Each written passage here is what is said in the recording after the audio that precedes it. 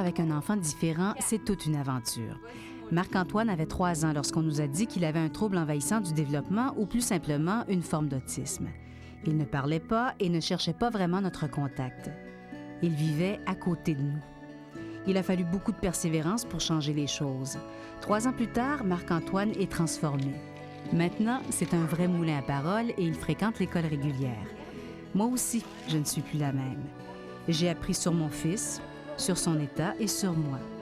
En s'ouvrant sur le monde, Marc-Antoine m'a ouvert les yeux et j'ai eu envie de voir comment d'autres vivent avec l'autisme.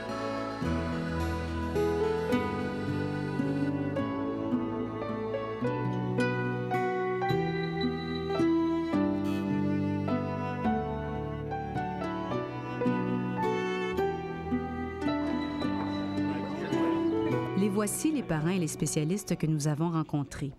Ils ont beaucoup en commun, mais en même temps, chacun vit sa propre expérience.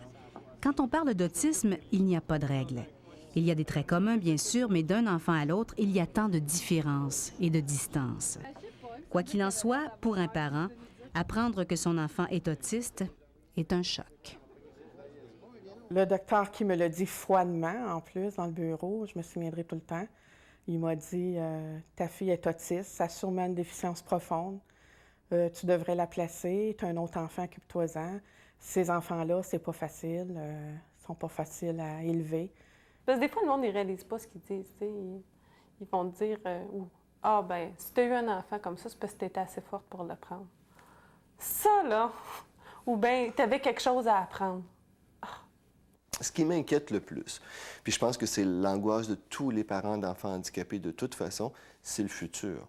Hein, parce que nous, on a aussi une finitude là, comme parents. Un jour, je ne serai plus là. Alors, qui va s'en occuper? Roule-toi avec. Qu'est-ce que l'autisme? Grande question.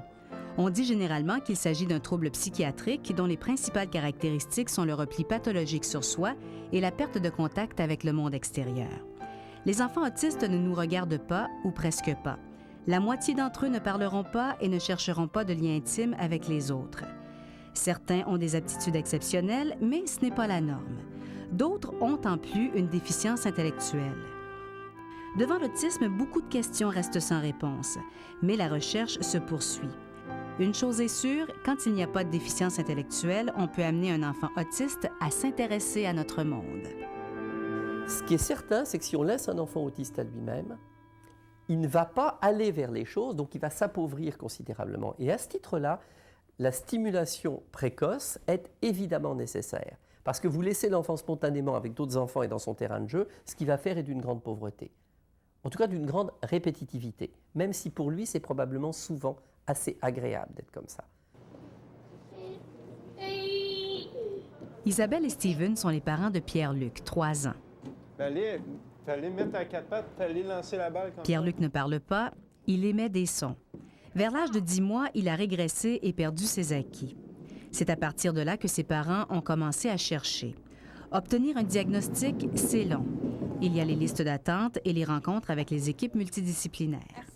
Juste moi, d'entendre le mot autiste, vu que j'étais en milieu scolaire, je savais un petit peu qu'est-ce que ça voulait dire. Puis là, je me disais, ben voyons donc, ça se peut pas. Je regardais mon petit bonhomme, puis là, je me disais, il se cache pas en dessous d'une table, il fait pas de flapping, il fait rien de ça. Comment il peut être autiste? Moi, c'était surtout ça, là, de trouver les facettes qui me disaient que mon fils était comme ça. Qu'est-ce que tu as entrepris comme démarche? Comment tu t'y es prise pour essayer d'apprivoiser cette situation-là? L'apprivoiser, c'est en faisant, je parle à peu près 1001 téléphones pour trouver une ressource à quelque part pour savoir par où on commence. Moi, c'est comme ça que je l'ai pris. J'ai appelé à la fédération, à l'association. Là, c'est là, eux, ils m'ont donné des numéros de téléphone. On est allé voir des psychologues. C'est là qu'on a eu un diagnostic écrit. Après ça, j'ai continué à faire des téléphones. Nathalie Poirier nous a dit de se renseigner au CLSC qui offrait des choses, puis tout ça. Puis là, ben moi, j'ai fait le tour des hôpitaux pour savoir s'il n'y avait pas un programme quelconque. Tu sais, là, j'ai trouvé Douglas avec le programme de la prématernelle thérapeutique. Bonjour, à l'hôpital Douglas de Montréal, on travaille avec la famille pendant 18 semaines. Au programme, la musicothérapie et ce qu'on appelle le floor time, c'est-à-dire apprendre ou réapprendre à jouer au sol avec son enfant pour développer un meilleur contact visuel avec lui. Alors, Jacqueline, tu es infirmière Oui. et tu t'occupes du programme pour les enfants autistes ici à Douglas. Qu'est-ce que c'est que ce programme-là? Programme de stimulation précoce pour les enfants d'âge préscolaire, accompagnés de leurs parents. Au début, c'est nous autres qui fait. Les parents sont un peu plus en retrait. Ils ont bien de la difficulté aussi à jouer avec leurs enfants.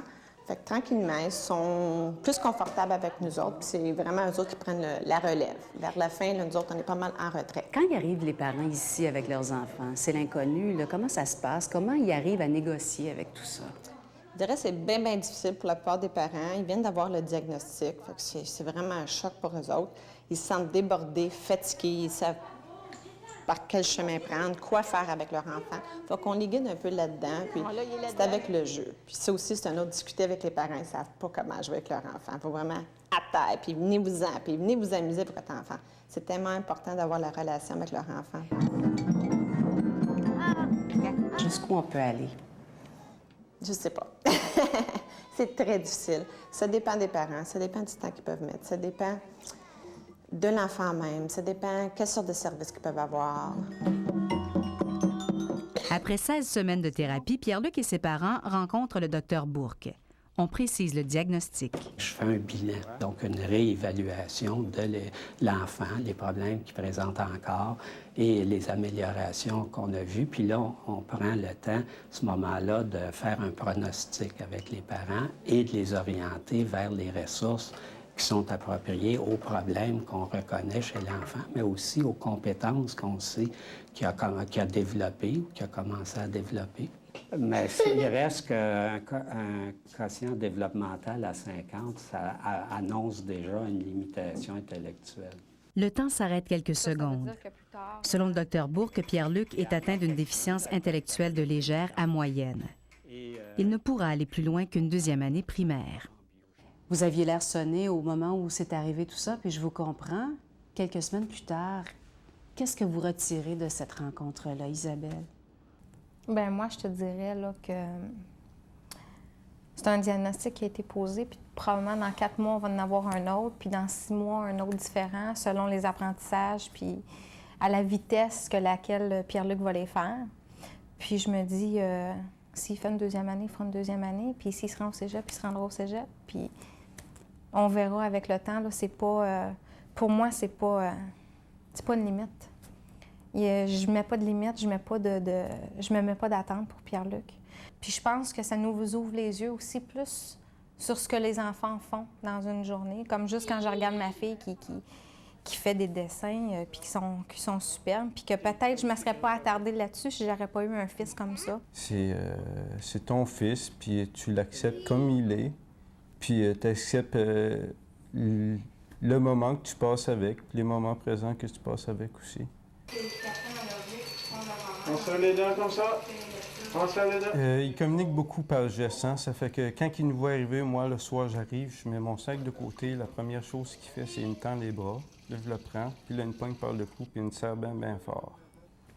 Puis le soir, au dodo, il te prend la tête, puis donne-moi mon bisou, je le veux, mon bisou. Ouais. Puis s'il nous a pas vus, là... Il nous démontre qu'il nous aime, là. Il nous prend le visage, beaucoup, puis... là.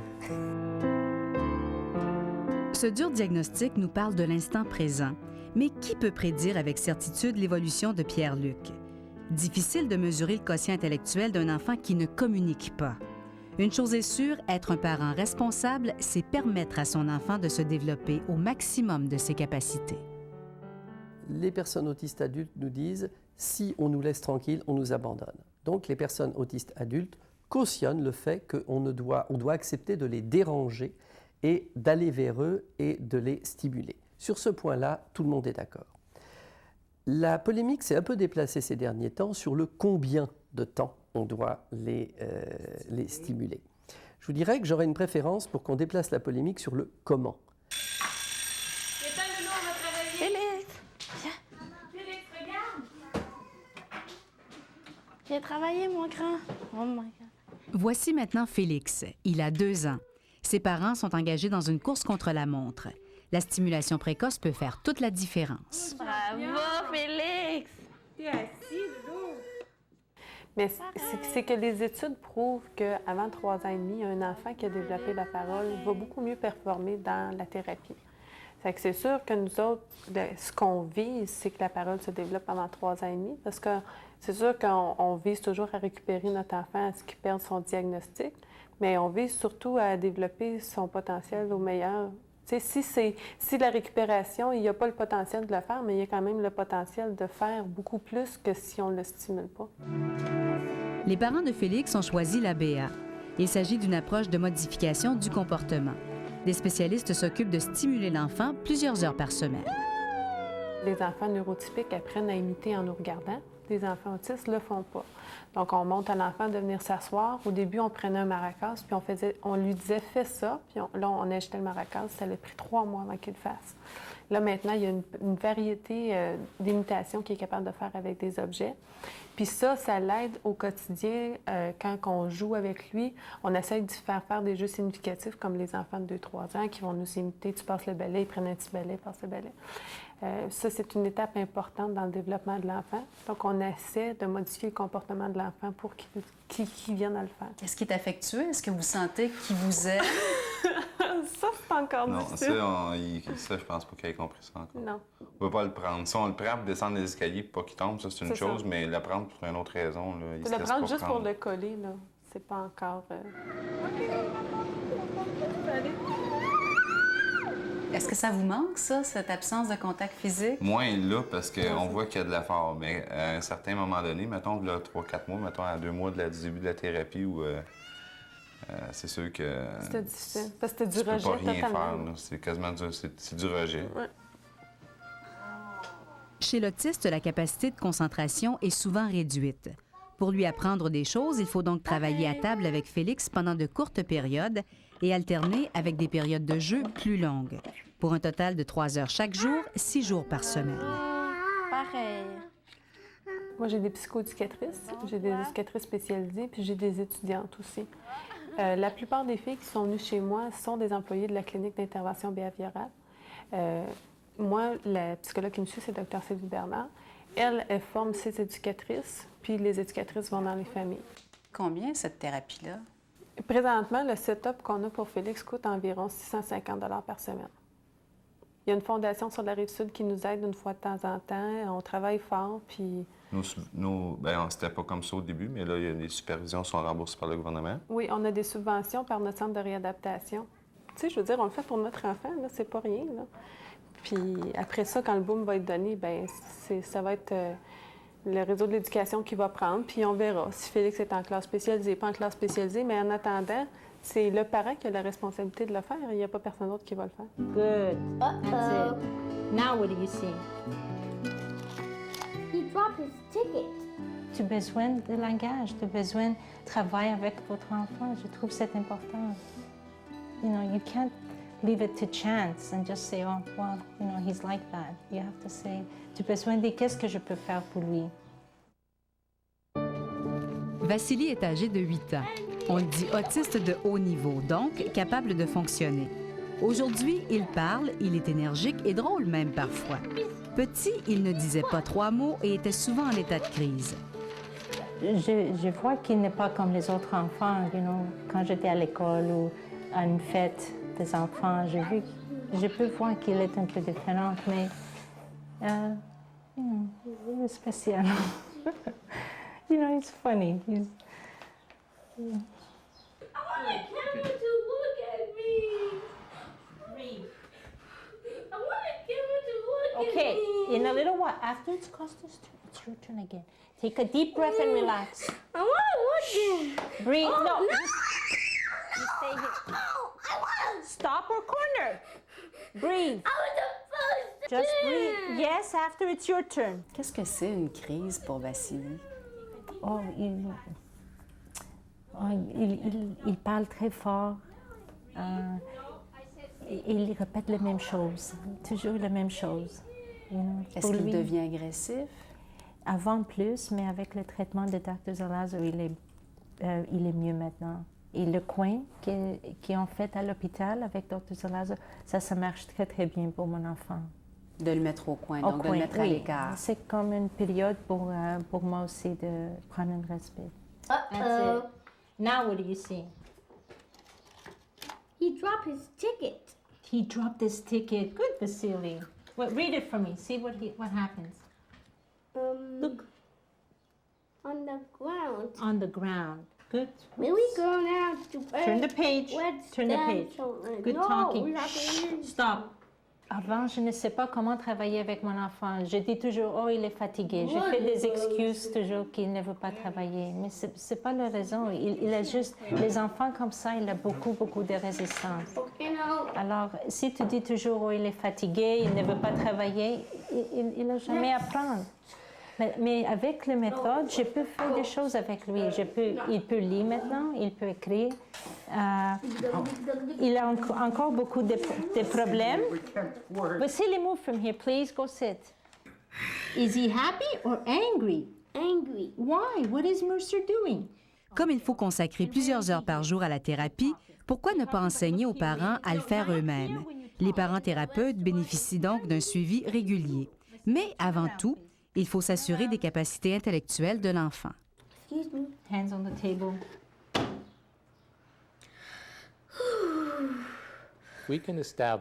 Si nous pouvons déterminer qu'ils ont une intelligence normale, cela veut dire que leurs problèmes sont au niveau de la communication, du développement de la parole, des problèmes de comportement, du contrôle de leurs émotions et du fait de jouer. On peut donc leur enseigner s'ils ont une intelligence normale? Mais je préférerais utiliser le mot thérapie ou traitement plutôt qu'enseignement, parce que l'éducation à elle seule ne suffit pas. Il s'agit d'une thérapie complexe et sérieuse. Alors, c'est important pour moi d'avoir une technique. Comment est-ce que je peux rester, Vasily, ici, calme à la table pour à peu près 15 minutes? Maintenant, il peut rester plus, demi-heure. Mais avant, pas plus que 2 minutes. Il veut partir. What does it say? Just me and my mom. Can I have Tweety? Give me Tweety. Tweety's not here. Give me Tweety, please. Thank you. Good job. Over here. You'll get Tweety later. Nous commençons par l'obéissance, puis par l'approximation des mots. Une séance de 12 minutes consiste d'abord à ce que l'enfant obéisse aux ordres, même avec les objets. Prends ceci, camion. L'enfant prend le camion. Pousse-le. Il le pousse. Et à chaque fois qu'il obéit, vous le récompensez.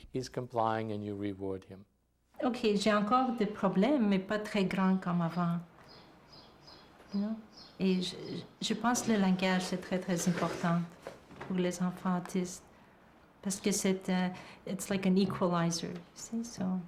S'il parle plus, il va avoir moins de crises. Il peut demander pour les choses qu'il veut, il peut demander à l'école s'il a besoin d'aide. C'est une vie plus beau pour lui, you know? C'est une better life.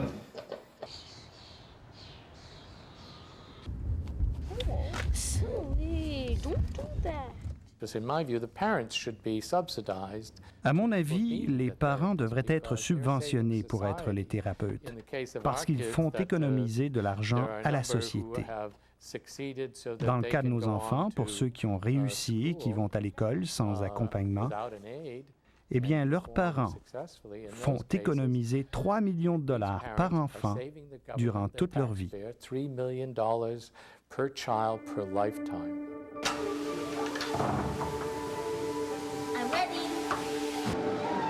Aujourd'hui, Vasily fréquente l'école régulière et bénéficie de la présence d'une accompagnatrice. Il suit bien les consignes en classe et commence à socialiser. Mais c'est à la piscine qu'il se sent le mieux. Là, avec son grand frère, il est comme un poisson dans l'eau.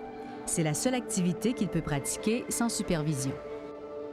Costa, le grand frère de Vasily, comment est-ce qu'il vit ça, lui? Le fait d'avoir un petit frère différent? Il est fâché avec lui souvent. Et à l'école, je suis fâchée avec Costa parce qu'il ne veut pas jouer avec Vasily. Quand il voit Vasily à côté de lui, il dit, oh, partez vite, je veux être avec mes amis. Et ça, c'est une difficulté. Oui, hein? oui. Est-ce que tu vis ça mais Vasily est difficilement? correct avec les petites filles. Comme je dis, il est très content avec les petites filles. Il a à peu près 2-3 qu'il est toujours avec lui, How do we spell baby? How do we spell baby? Vasily. B-A-B-I-E-S. That's babies. That's the plural. Very good. But baby. One baby. One baby. B-A-B-Y. Excellent. B-A-B-Y. Like, when it's my party, he starts throwing temper tantrums. Like, he starts hitting everybody. That's why, like, when it was his birthday, people didn't come to his party. They said, no, we're not going to take this kind of attitude with him. So we're just going to make him sad. I like it when, we watch a movie together. It's nice, and he just says, I don't want Costa to sit with me. I would just want to be alone. So that's when I said, no, Vasily, I'm not gonna let you be alone because I'm your brother. That's what I said. Comment tu vois l'avenir de votre famille? Je veux que les garçons restent avec moi. Parce que je suis capable to take care of them. So I'm okay with it. Et la solitude, le fait de se sentir seul parfois, est-ce que ça, tu as trouvé des moyens pour compenser ou pour être moins seul? Non, c'est correct avec moi maintenant. C'est correct? Oui. Donc, tu veux pas regarder en avant? Oui, je suis pas prête. Quand tu dis ça, je dis, oh my goodness. Mais je ne suis pas prête maintenant. Maintenant, c'est l'école. Il est un petit garçon, Donc, je voulais voir s'il mange bien, s'il va, agrandir les choses que je pense maintenant. De ne jamais sentir l'intérêt de ton fils, c'est difficile pour toi? Son intérêt pour toi? Oui, parce qu'il n'a pas l'interaction avec moi. Si j'étais à la cuisine, il n'a pas me demandé qu'est-ce que tu prépares, qu'est-ce qu'on va manger. Je trouve... Oh. Donc, il n'y a personne pour s'intéresser à ce qu'Hélène fait de sa journée chez toi? Oui, non. Est-ce que tu te sens seule parfois? Oui. Oui. C'est normal, Hélène, c'est normal.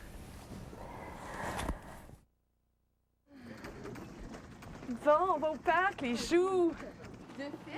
Moi, je vis dedans, tous les jours. Alors, je les prends comme ils viennent, mes petits. C'est sûr que j'ai vu leur trait se présenter au fur et à mesure. C'est pas, paf, du jour au lendemain, on perd tout notre développement. C'est progressif. Alors, ça n'a pas été dramatique, mais c'est plutôt quand les gens me disent « 3 enfants autistes, comment tu fais? » Ou « Qu'est-ce qui s'est passé? » Là, des fois, ça fait un petit... Avoir un enfant autiste, ça change la vie d'une famille. Imaginez en avoir 3. Mathieu, Gabriel et Emmanuel sont âgés de 8, 5 et 3 ans. Leur mère a choisi de ne pas devenir leur thérapeute. J'ai fait un choix de laisser de côté ces choses-là pendant quelques années. Je planifiais pas pendant quelques années, mais dans ma tête, je me disais pendant le temps qui sera nécessaire parce que j'avais besoin, avant tout, d'être une maman. Un point, c'est tout.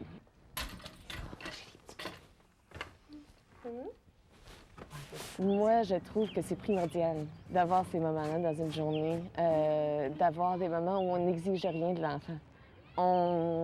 Il est là pour être aimé, il est là pour être cajolé, il est là pour savoir qu'on l'aime, on est là pour s'occuper de lui. Pas pour tout faire pour lui. Oui, on va l'aider à apprendre les affaires. Oui, on va le diriger vers l'autonomie lentement, pas vite. Il y a bien des choses qu'on peut quand même faire avec nos enfants sans être dans un programme structuré intensif. C'est sûr que c'est pas la même vitesse, c'est pas le même développement. Non, ça, c'est certain. Mais il y a quand même des choses qui se passent. Je t'avoue de jus, je t'avoue de tout ton affaire.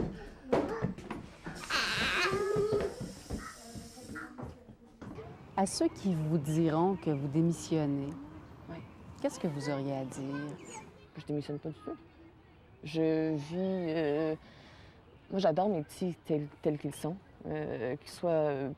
Pour certaines personnes, ils sont peut-être des petits cas d'autisme ambulants, mais moi, ce sont mes petits, un point, c'est tout.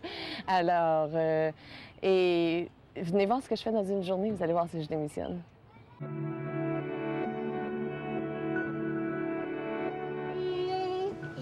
Alors, des travaux d'art, le savon.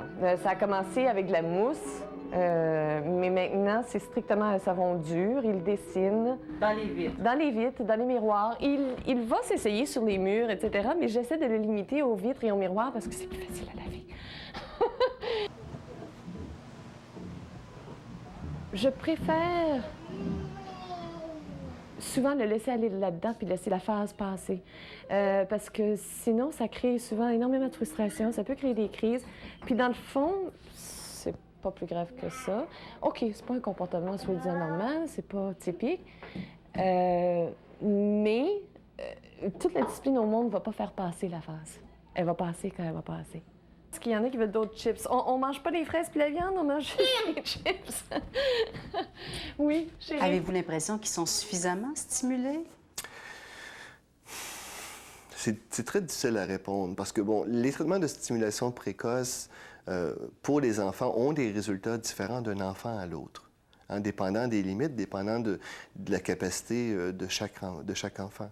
Alors, dans ce cas-ci, je sais que pour Mathieu, par exemple, on a appliqué les méthodes de stimulation précoce très, très tôt, mais le langage à proprement parler ne s'est pas vraiment développé plus qu'il faut, là.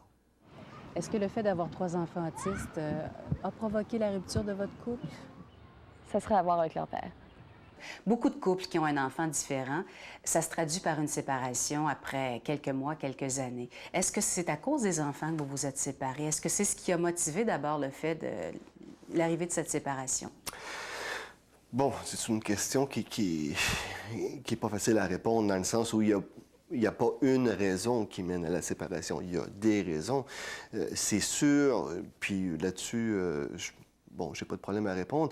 Un enfant handicapé ajoute au fardeau d'un couple qui peut déjà être fragilisé. Alors, en avoir 2 et 3, ça aide certainement pas, là. Oui, c'est sûr que je suis essentiellement dévouée aux petits, aux enfants. Alors, il y avait plus grande place pour autre chose, le soir. Je suis juste tellement fatiguée, vous savez, en tout cas.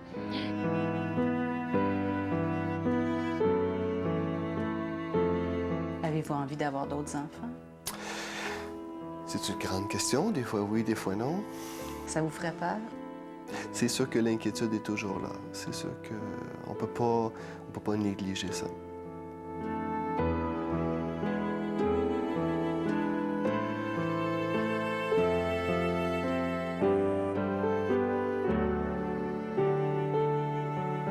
Émilie a 10 ans.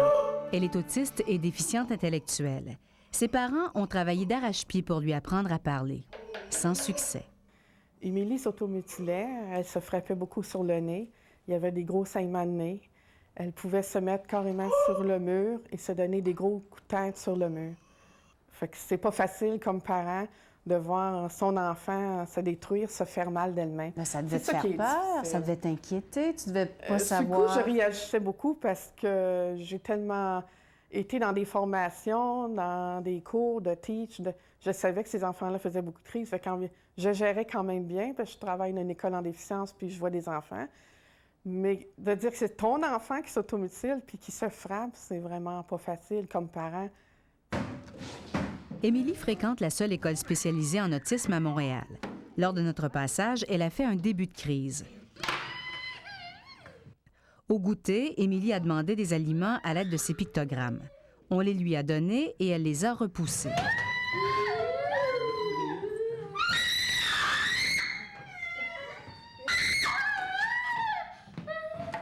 Comme la frustration était à son comble, on l'a isolée pour qu'elle se calme. Dans une petite pièce, pas très loin de la classe, on lui a donné de la crème à raser. C'est une odeur qui à la fois la stimule et la rassure. La crise est évitée pour cette fois. C'est difficile pour nous autres aussi, pas seulement pour les parents. J'ai eu d'autres enfants aussi qui ont eu des comportements excessivement durs ou difficiles, même à observer. Et puis, avec le concours, par exemple, parfois, d'une petite médication, ça vient aider. Et puis, quand l'enfant est plus calme, là, on peut commencer à faire des programmes éducatifs, ce qui fait qu'il progresse. Alors, Émilie a progressé. Et puis, le progrès n'arrête jamais. Quand on a vraiment décidé de la placer, J'ai été 2 mois que je pleurais beaucoup, puis je me disais, est-ce que j'ai vraiment tout donné pour Émilie? Est-ce que je savais que tout le monde me disait en entour de moi, ma famille, Nathalie, tout le monde qui me connaissait, oui, c'est vrai, Linda, il faut penser. J'étais rendue une période à 42 ans, Linda, pense à toi. Puis dans le fond, de dire ça, je me sentais en dedans de moi égoïste de le faire. Et de mettre comme Émilie un peu de côté, c'était ça, je le voyais comme ça. Hey! Émilie, le moins B. Bon, c'est sûr qu'elle a un diagnostic beaucoup plus important que d'autres enfants. Probablement aussi qu'elle a des problèmes de santé associés, qui fait de sorte qu'elle va s'auto-stimuler énormément, qu'elle va s'auto-mutiler. Donc, c'est une enfant, en effet, qui a des caractéristiques très peu faciles pour des parents qui ont investi énormément au niveau de l'énergie, au niveau de la conception de tâches, au niveau de la compréhension même des interventions à effectuer auprès de cette jeune fille-là. Je crois que lorsqu'il y a eu placement, que les parents ne pouvaient pas faire autrement. Oh, Seigneur, ça, c'est du collage. Et que je suis chanceuse, moi. Oh, Seigneur. Tu l'aimes, ta fille, hein? Je l'adore. Qu'est-ce qu'elle a de spécial? Elle est unique, je pense. Je pense, malgré tout ce qui s'est passé, ça nous a fait beaucoup grandir d'avoir un enfant différent comme ça. Viens avec maman. Je vois, maintenant, je vis une journée à la fois. J'apprécie les moments que je suis avec Éric. J'apprécie les moments que je suis avec Émilie. C'est des moments privilégiés, je trouve. Puis c'est ces petits moments-là qu'il faut apprécier à tous les jours, je pense.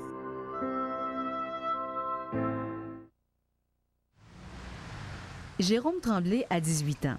C'est un autiste Asperger. Aujourd'hui, avec sa psychologue, il est calme. Mais on a failli se quitter en mauvais termes. Ce qui frappe le plus chez lui, c'est sa lucidité. Pourtant petit, il était turbulent et faisait des fugues.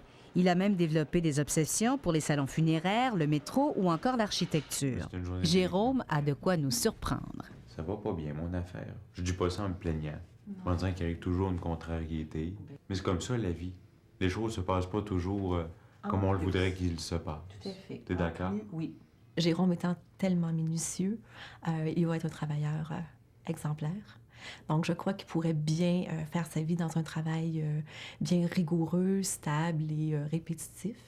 Puis, c'est un homme qui est bien aussi dans sa structure familiale. Je crois que d'avoir un appartement vraiment pas loin de chez ses parents, cependant, à côté, sûrement qu'il pourrait bien fonctionner là-dedans. Dimanche soir chez les Tremblay. Pour eux, cette rencontre hebdomadaire est un moment privilégié. Pour nous, c'est une leçon d'ouverture d'esprit et de respect de l'autre. Malgré leur divorce, les parents de Jérôme habitent le même duplex et les nouveaux conjoints côtoient les anciens. Elle comprend plus rien. Quand Jérôme là, était dans ces périodes vraiment plus difficiles, moi, toute seule, j'arrivais vraiment pas à contenir. Et puis, des fois, juste la présence, c'était assez là, pour Jérôme l'arrêter d'agir. Là. Ça fait que toi, tu t'es rapproché, avant qu'on achète la maison, tu t'es rapproché et ça a paru. Puis ça a beaucoup aidé. Puis ça aidait aussi à contenir beaucoup Jérôme, le fait de nous sentir à proximité. Parce que là, vous vivez tout le monde ensemble. Oui, là, maintenant, on a la ensemble. maison, c'est ça, on a le duplex. Je me rends compte qu'on se complète. Comme là, on n'a jamais eu les faiblesses en même temps. Et quand il y en a un que ça va moins bien avec Jérôme, l'autre, ça va bien. Comme dernièrement, il y a des bouts que c'était plus difficile avec Sylvain. Là, dans l'adolescence, c'est plus dur avec Sylvain qu'avec moi. Bien, c'était le contraire quand il était tout petit. Fait qu'on on a pu s'épauler puis s'aider comme ça dans les moments difficiles parce que dans le fond, on n'apporte pas la même chose ni un ni l'autre à Jérôme. Puis ça, on en est très, très conscient. Comment est habillé? C'est sûr que notre vie a été organisée, conçue d'une façon différente parce que Jérôme est là, mais on est content de ça. Et pour nous, c'est une différence qui nous enrichit. Comme on disait tantôt, les rencontres familiales qu'on fait, Oui, c'est sûr que le fait que Jérôme soit là, ça facilite ce rapprochement-là, mais c'est un rapprochement qui est... mon Dieu, je suis pas capable, moi, d'imaginer que je vivrais autrement de ce que je vis maintenant. Je suis pas capable d'imaginer... Je peux imaginer que je vivrais autrement. J'ai de la misère à imaginer que je vivrais quelque chose de plus enrichissant que ce que je vis ici. Est-ce que, Jérôme, je me trompe? Est-ce que t'aimes ça discuter, t'aimes ça être celui qui mène la conversation? Oui, tu te trompes pas. Ben, j'aime ça, répondre à ces questions. Il parle des choses que... Il y a plein de monde qui sont pas comme autistes, qui parleraient pas. Je suis pas différente quand je parle avec Jérôme. Je réponds vraiment à ce que je pense. Il est capable de comprendre. Puis il n'y a jamais vraiment des situations où tu sens que c'est pas tout à fait la même chose, là, avec tout le monde. Ou avec Jérôme, il faut que tu agisses d'une façon différente. Ben, il faut que je lui dise de se dépêcher. Ouais, Jérôme, t'as l'air à dire que t'es pas le modèle de la vitesse. Non. Je suis très lent. Ouais. Toi, comment tu vois ça, l'autisme? Comment tu te vois, toi? Assez autiste. C'est-à-dire? Beaucoup de comportements autistes. Ouais. Dis-nous lesquels, par exemple. La rigidité, des manies, les manies, puis la façon systématique de le faire. Tu dis ça en riant? Oui. Non, la différence, Jérôme, là, c'est qu'il y en a qui feront pas les différences, qui vont le dire pour faire plaisir aux autres. Toi, tu le feras pas. Jamais. De quoi? Dire des choses pour faire plaisir. Non. Jamais. Jamais, jamais, jamais, Non. jamais. C'est vrai? Oui. C'est ça que je voulais dire. Donc, avec toi, on a la vérité. Oui. Tout le temps. Même si ça nous plaît pas. Ça, c'est pas de l'autisme. Tant mieux, Jérôme. Faudrait peut-être être comme C'est un ça. trait de caractère. OK. C'est un beau trait de caractère. Ben oui. Par contre, ce qui est autiste, c'est ce qui est plus autiste, c'est de passer des commentaires alors sans se préoccuper de l'émotion que l'autre peut ressentir. Ça, c'est autiste. Ça, c'est vrai. Ça, c'est Mais le reste, c'est pas autiste. Parlons de la lucidité de Jérôme. Franchement, là, c'est fascinant. C'est quelque chose il est comme ça depuis qu'il est tout petit. Ah oui. La lucidité pour lui, là, oui. Quand il parle de son autisme, ah oui, il en parle presque comme quelque chose de désincarné. Oui. Oui. Par exemple, avec les années, avec une certaine peine. Il y a des peines par rapport à ça. Il y a des regrets de ne pas avoir été dans une école, comme il dit, là, une école normale. Ça, Jérôme aurait aimé ça. Quel genre d'avenir peut-on entrevoir pour Jérôme? À 18 ans, il arrive à l'âge d'intégrer le marché du travail, mais il n'a pas pu terminer son secondaire. Pour lui et sa famille, c'est une démarche pas facile du tout.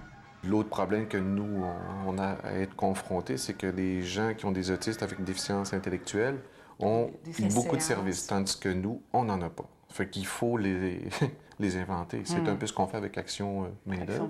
Donc, il n'y a pas d'expertise, il n'y a pas d'argent, il n'y a rien. Absolument pas. C'est parce que Jérôme, en étant Asperger, il y en a qui ont été capables de passer à travers le secondaire. Donc, en passant à travers le secondaire, ils ont eu des problèmes d'emploi, mais pas nécessairement du même type que Jérôme. Donc, on se retrouve, après 21 ans, là, c'est comme tu dis, rien. On lâche pas le mouvement avec les mains, on ferme. Comment vous décririez votre fils? Un être charmant pour nous, avec des difficultés, mais c'est pas ça qui prime en premier. C'est ses qualités intrinsèques là, de droiture. Ça, par exemple, c'est quelque chose qui nous a... Ouais. C'est tellement important pour lui, ça, là, la droiture, la lucidité, que nous, ça, par exemple, ça nous force à aller un petit peu plus loin. Le fait qu'il aime la vie aussi. C'est quelqu'un qui aime la vie. Et ça, c'est quand même assez rafraîchissant de voir, malgré certaines embûches, pour lui, il aime la vie. Jérôme, si on terminait avec toi, Oui. est-ce que tu aimes ça serrer ton père, ta mère, ta sœur, ton beau-père dans tes bras? Oui. Non, je le fais jamais. Ça, je pense pas que ça soit une attitude autiste, mais c'est une attitude asociale. Il y a peut-être un fond d'autisme.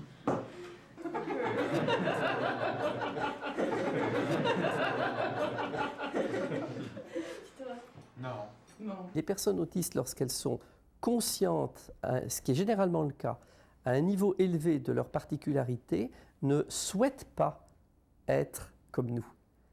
Et si lorsqu'on leur pose toujours la question « et si d'un coup de baguette magique, vous pouviez ne plus être autiste ?»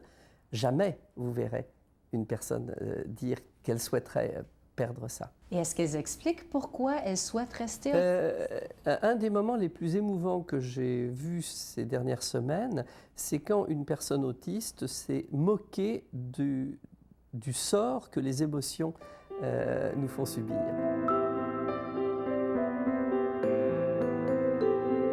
Dans la quarantaine, Georges est un autiste Asperger.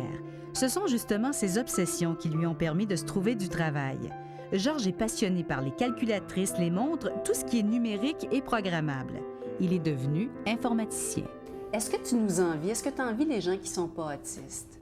Je ne penserai pas parce que j'ai l'impression que sur un certain niveau, ça se complique la vie. Et par contre, on a besoin des gens qui ne sont pas autistes pour compléter notre vie. Et donc, on a aussi besoin des autistes. Oui, comme par exemple, si l'ordinateur ne marche pas, je suis capable de dépanner assez vite et de cerner un problème. OK. J'avais appris qu'il y avait quelque chose qui dérangeait beaucoup ma mère quand j'étais petit, c'est que je ne reconnaissais pas les gens. Et que je ne reconnaissais pas les émotions sur le visage des gens. Et ça lui faisait de la peine à ma mère quand j'avais 7-8 ans, que je n'étais pas capable de décoder qu'est-ce qu'il y avait sur un visage. Est-ce que toi, ça te faisait de la peine? Moi, au contraire, ça me simplifiait la vie paradoxalement parce que, comme aujourd'hui, disons, je prends le métro, je ne remarque pas que les gens ont l'air stressés ou déprimés ou quoi que ce soit, puis je vois tout le monde comme s'ils étaient neutres. Est-ce que tu as senti le besoin d'apprendre à lire les émotions chez les autres? Pas vraiment. J'ai juste un minimum, mais je voulais pas savoir que le monde était là. Je voulais pas savoir c'était quoi le taux de monde qui était déprimé autour de moi. Georges offre des conférences pour démystifier l'autisme depuis des années. Il contribue à la formation des moniteurs depuis 9 ans au camp Emergo, un camp de vacances qui a pour mission d'accueillir les enfants autistes de tous les âges et de permettre à leurs parents d'avoir un peu de répit. J'avais une calculette scientifique avec un chronomètre dedans et je m'amusais à regarder le temps qui passe dessus. Est-ce qu'en donnant ces conférences-là, tu as l'impression de contribuer à quelque chose? Oui, oui. C'est, entre autres, sensibiliser les parents, les nouveaux intervenants. Je fais beaucoup de conférences comme dans des écoles secondaires, des cégeps, et aussi des fois devant des professionnels dans des congrès. Seul, en train de regarder une vidéo, ma mère est dans la cuisine en train de faire la cuisine. Vraiment, ce qui me rendait malheureux, c'est quand soit que mes passions étaient mal vues ou que je subissais des échecs, par exemple. On appelle un échec social. La perception d'un échec social varie d'une personne à l'autre. Ça fait un exemple d'un échec social, c'est simplement de se faire dire « so what » quand je parle de quelque chose qui m'excite. Et ça te fait de la peine? Oui. Est-ce que ça t'arrive, Georges, de dire « je t'aime » à des gens autour de toi? Ça, c'est quand même difficile parce que ça, c'est une chose qui demande beaucoup de doigté. Et vu qu'avec mon syndrome d'Asperger, c'est vrai que j'ai jamais dit « je t'aime » à des gens autour de moi parce que ça tombait jamais bien, même à ma propre mère. Ça tombait jamais bien? Très souvent, on est maladroit, on n'a pas le visage qui va avec, l'expression qui va avec. Et là, on se fait dire qu'on fait du fake.